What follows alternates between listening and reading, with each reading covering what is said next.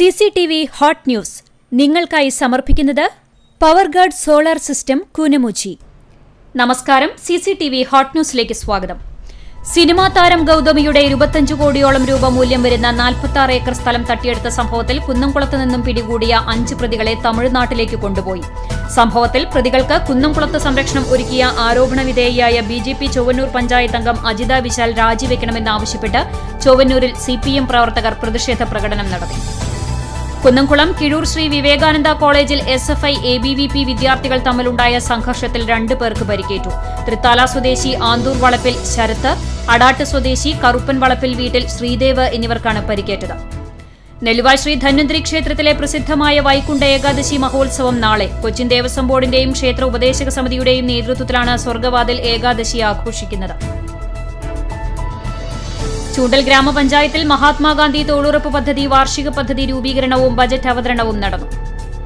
Cochin Devaswom board Shri Dhanvantari പുരസ്കാരം doctor KG രവീന്ദ്രന് സമർപ്പിച്ചു. നെല്ലുവായ് ശ്രീ ധന്വന്തരി ക്ഷേത്രത്തിലെ ഏകാദശി ആഘോഷത്തിനോടനുബന്ധിച്ചുള്ള വൈദ്യസംഗമത്തിലാണ് പുരസ്കാരം സമർപ്പിച്ചത്. KSU യൂത്ത് കോൺഗ്രസ് പ്രവർത്തകർക്കെതിരെ നടക്കുന്ന CPMന്റെയും പോലീസിന്റെയും മുഖ്യമന്ത്രിയുടെ ഗൺമാൻമാരുടെയും ആക്രമണത്തിൽ പ്രതിഷേധിച്ച് ചാവക്കാട് മണ്ഡലം കോൺഗ്രസ് കമ്മിറ്റിയുടെ നേതൃത്വത്തിൽ പോലീസ് സ്റ്റേഷൻ മാർച്ച് നടത്തി. നെല്ലുവായ് ധന്വന്തരി ക്ഷേത്രത്തിലെ വൈകുണ്ഠ ഏകാദശിയുടെ ഭാഗമായി ആരോഗ്യ വിഭാഗം മേഖലയിൽ പരിശോധന നടത്തി. ക്ഷേത്രത്തിലും ക്ഷേത്ര പരിസരങ്ങളിലുമുള്ള ഭക്ഷണശാലകൾ ഉൾപ്പെടെയുള്ള വ്യാപാര സ്ഥാപനങ്ങളിലാണ് പരിശോധന നടത്തിയത്.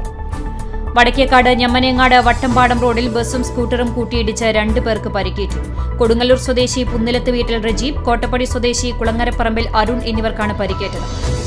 കേച്ചേരി അൽ ഇസ്ലാഹ് ഇംഗ്ലീഷ് സ്കൂളിലെ KG കുട്ടികളുടെ പഠന പ്രവർത്തനങ്ങളുടെ ഭാഗമായി കുന്നംകുളം പോലീസ് സ്റ്റേഷൻ സന്ദർശിച്ചു. 100-ലധികം കുട്ടികളായിരുന്നു സ്റ്റേഷനിലെത്തിയത്. ഒരുമനയൂർ മൃഗാശുപത്രിയിൽ കറവ പശുക്കൾക്ക് കാലിത്തീറ്റ വിതരണം ചെയ്തു. ഗ്രാമപഞ്ചായത്ത് പ്രസിഡന്റ് വിജിത സന്തോഷ് വിതരണോദ്ഘാടനം നിർവഹിച്ചു. എളവള്ളി ഗ്രാമപഞ്ചായത്തിലെ കറവ പശുക്കൾക്കുള്ള കാലിത്തീറ്റ വിതരണ പദ്ധതിക്ക് തുടക്കമായി. 125 ക്ഷീര കർഷകർക്ക് 4 മാസം 1000 രൂപ കാലിത്തീറ്റയിൽ സബ്സിഡി നൽകുന്നതാണ് പദ്ധതി. വടക്കേക്കാട് വയലത്തൂർ മെഡിക്കൽ റിലീഫിന്റെ നേതൃത്വത്തിൽ ദയാ ഹോസ്പിറ്റൽ തൃശൂർ, കുന്നംകുളം എന്നിവയുടെ സഹകരണത്തോടെ 5K റൺ 2023 ഡിസംബർ 29 നടത്തുമെന്ന് ഭാരവാഹികൾ വാർത്താസമ്മേളനത്തിൽ അറിയിച്ചു.